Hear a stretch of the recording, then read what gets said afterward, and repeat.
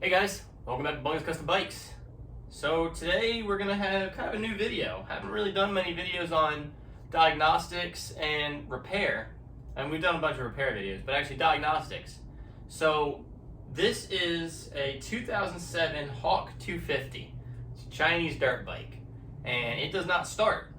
So it cranks, but it doesn't actually turn over and run. So today we're going to be doing a diagnosing video on how to diagnose your motorcycle as to why it will crank but not start. So let's figure it out. And as always, if you haven't already, please like and subscribe to the videos. It really helps me out a lot. Really keeps me motivated to keep making these videos for you guys. But let's get into it. So the first part of diagnosing is making sure that you have a battery. Obviously, this does not have a battery. But we've got some jumper cables going to a good battery that I know is good and have tested. Running to the starter solenoid and then also running to ground down here. The way we can verify it, of course, we can check it with a multimeter, make sure we've got a good 12 volts going to the electrical system. Then we can turn it on and we see that we've got power. See, the neutral light is on, the headlight is on, and then getting it to crank is as easy as turning the bike over. If it doesn't crank, then you've got a whole different a whole lot more eggs to put in your basket. You got a lot more to figure out. But in this case, it does crank. Oh, the ignition button is toast. But when I cross the leads on the starter solenoid, it does crank. I'll show you. I don't recommend doing this at home because if you get your finger in the way, it's going to hurt. But you cross these leads, it does start. So you can hear it cranking, but it doesn't want to actually run. So let's look into why. So let's talk about why this motorcycle won't run. Any internal combustion engine, gasoline internal combustion engine, diesels are different, need three things: fuel, spark, and mechanical, what's the word I'm looking for? It needs to be sound mechanically. So obviously fuel is self-explanatory, spark is self-explanatory, and then mechanical integrity, that's the word I was looking for, is a lot of different things, but the main way we test that is compression. If the engine has good compression, then it's got good mechanical integrity. So that means that the valves are opening and closing when they should, the head gasket should be good, the piston ring should be good, so all the conditions are there to compress that air-fuel mixture, and then the spark ignites it. If you're missing any of those three things, then the bike's not going to work. So the easiest thing to test is compression. So that's where I like to start. So let's test compression. So compression really is a pretty easy thing to test. All it takes is one of these compression testers. And in this case, well actually in every case, you have to test each cylinder individually. It screws right into where the spark plug would go, and then you attach your actual pressure meter to that, crank the engine a few times to let it, cycle, and then read what the gauge tells you. Every bike has different ranges for compression. I believe this one good is like 75 to 125, I think. Obviously, diesels are going to have a lot more compression, but you can compression test a diesel. This little kit I just got off Amazon. It was a real cheap kit, but it does well. It's got different fittings for your different spark plug sizes. It's got just press fit, so if you want to just kind of jam it onto it, you can with this rubber piece. And then it's got your extension hose and the gauge itself. So let's get this on. I'll show you how to do it. I should note that this process I'm going through really only works for carbureted engines that are fired by either a points ignition. It's a little bit of a different process for testing a TCI or a CDI ignition. And then if it's fuel injected, you've got to run the whole electrical test and test the computer system, the ECU, all that. So carbureted engines are way easier to do. But to compression test, first thing we're going to do is we're going to remove the spark plug. So you get your spark plug driver. Take her out. Once you get it loose, you can kind of just take it out by hand.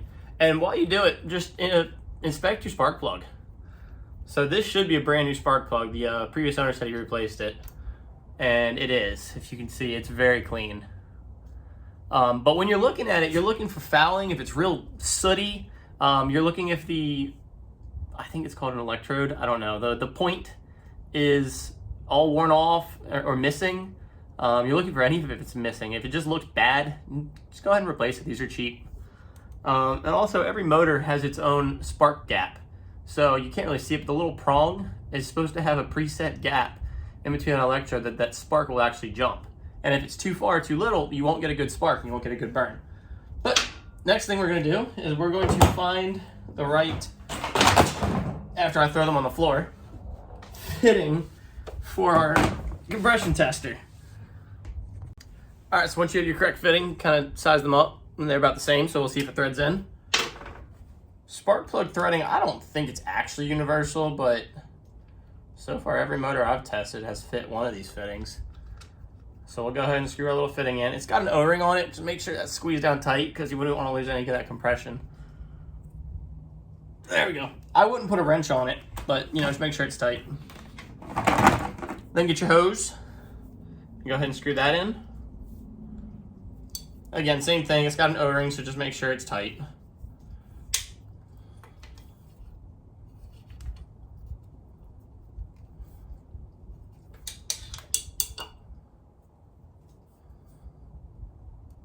All right. And the last thing we do is we just put our gauge onto the end of this hose, and it's a quick release, so just pull the collar back, slide it in. Now we're ready to compression test. So let's turn the motorcycle back on. Make sure that it's actually on, and it is. And it still don't want to start for me, so we'll jump that again.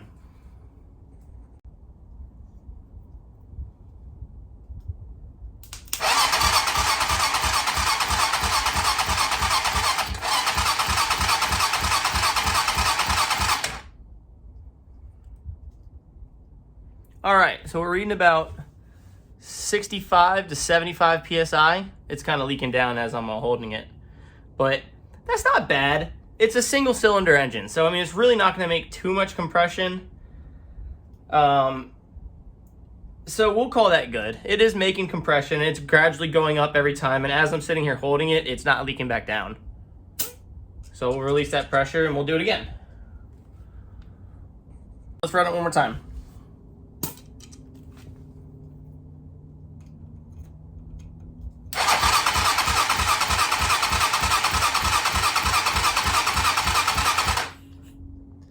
So again, we're getting to about 60 PSI again.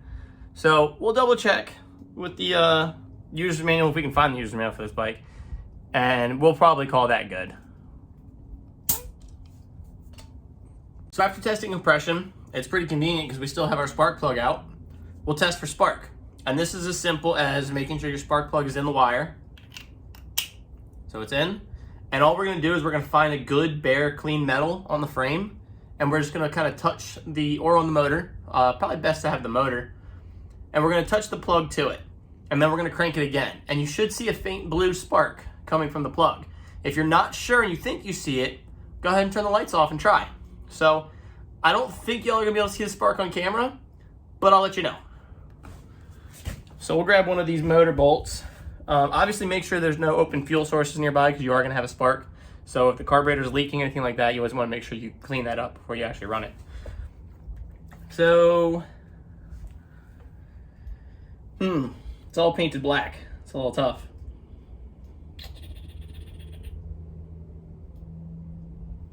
I'll just kind of put it right here on the cylinder wall. And then we'll start it.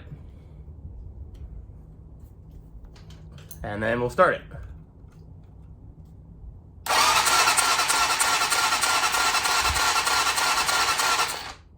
So it is not sparking. So there likely that is our issue. So let's figure out why. So if you can see, this is the ignition coil right here. This is what actually turns that 12-volt signal into a lot of volts of actual spark.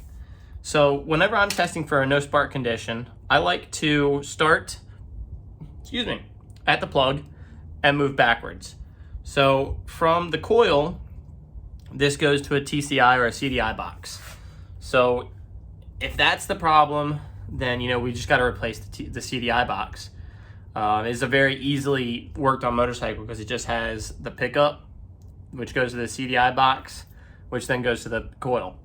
So the best way to check the coil is to put your multimeter on it and look for a signal while you're cranking it. It won't be a steady signal, it's going to be intermittent, because every time the CDI box tells it to fire is when you actually get that signal to the coil. So let's get our multimeter and we'll test it. Okay, so I don't know how well you can see it, but just about every coil is the same. For the most part, they have different resistances. You know, some have more ohms of resistance, some have less. If it has less ohms, sometimes you need to put a resistor in line. That's all specific to your motorcycle and your motorcycle's wiring. But they'll always have a wire in, and that's the, I'm having a brain fart today, a lot of them. That's the signal that actually gives it the spark. And then the coil itself will be grounded to the frame, so it doesn't have a ground to come through. So you've got a primary ignition wire and your ground. In this case, I don't know if you can see it, but this wire right here, that's our primary ignition wire. And then you can see another tab here where it's grounded to the frame. However, they've just gone ahead and run the ground directly to a bolt that bolts it into the frame. So all we're gonna do is we're gonna get our multimeter.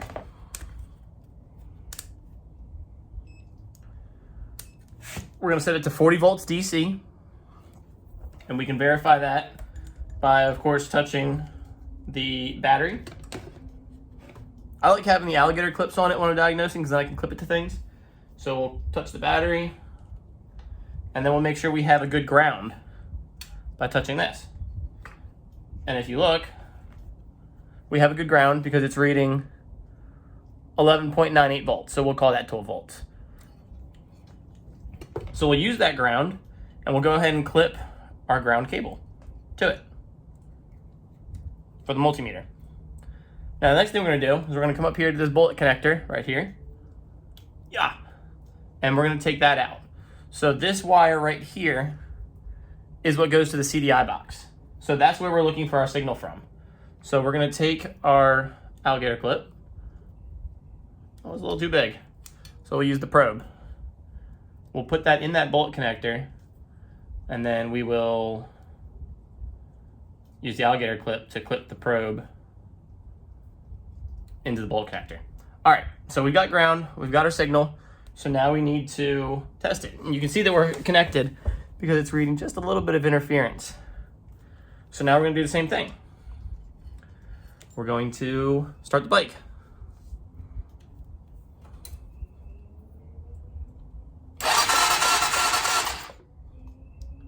So we're getting signal on it. I don't know if you saw it jump. So we are getting a good signal. It's a very low amperage, very high voltage signal that goes to that coil. So that means our coil is bad because we're getting good signal to it, but we're not getting any spark out of it. So we need to replace the coil. In true movie magic fashion, we have a new coil, and it's pretty and orange. So the kid who owns this bike, he's a 16-year-old kid. I asked him when I got the bike, I was like, hey man, if you wanted this painted, what color would you want it painted? And he said red and orange. I said, okay, I can do that. So I got an orange coil for him, and then where the box of parts is, I got a real bright red spark plug. So it's gonna be pretty nifty, but let's get the new coil installed. Goes without saying, anytime you're working on electronics, go ahead and disconnect your, that's why. Go ahead and disconnect your battery so you don't get electrocuted. There we go. All right, let's get this off.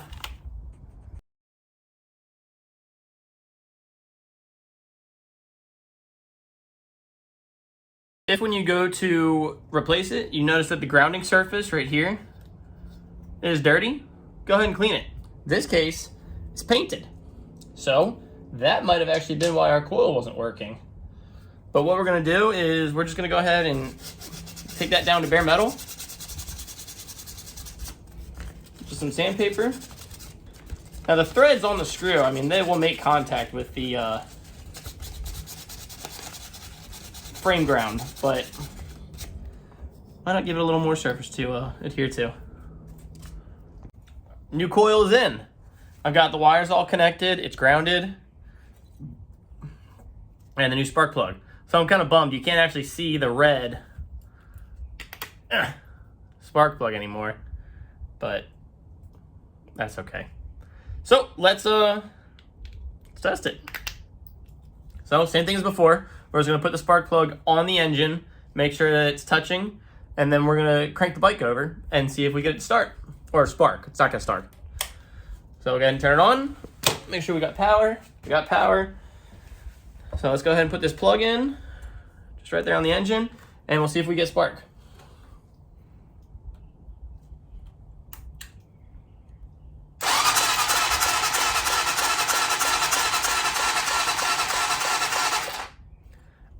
It's sparking.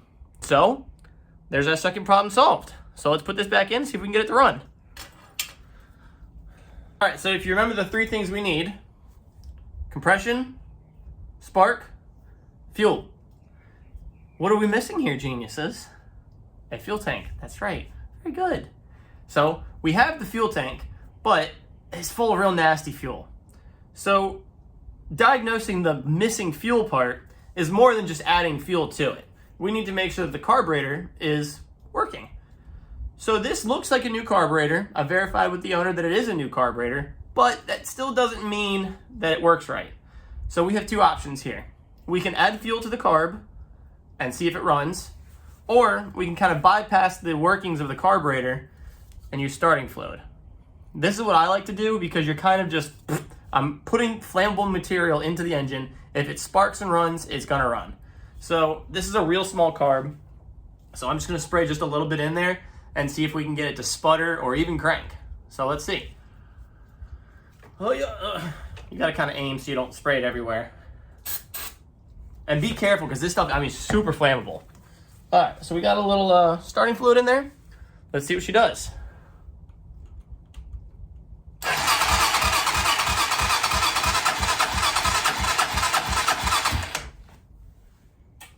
I don't think she wants it. Let's spray just a little more and give it some choke.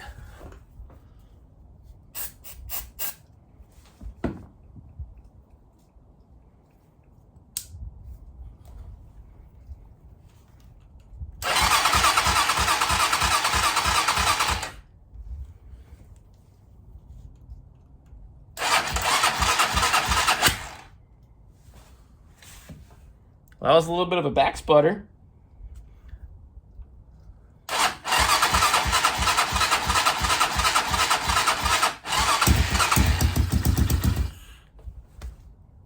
You heard it. So it looks like it's gonna run. All right, I think we got it.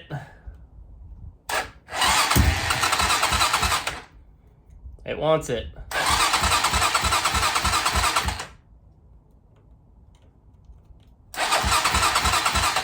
All right, let's give it just a little more starting fluid. So if you put it on full choke or empty choke, so the butterfly is straight open, and you pull it to full throttle, you should be able to open it right into the intake chamber. So spray some more of that in there. Turn the choke back on.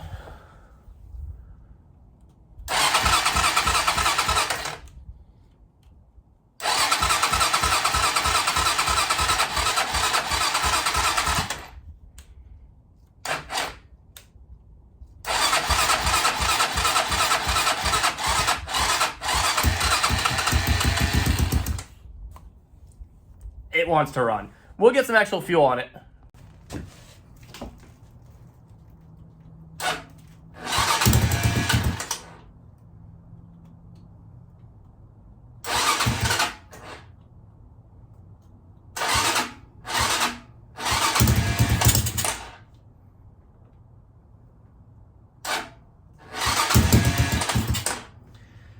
She just doesn't want it. She wants it, but she doesn't want it.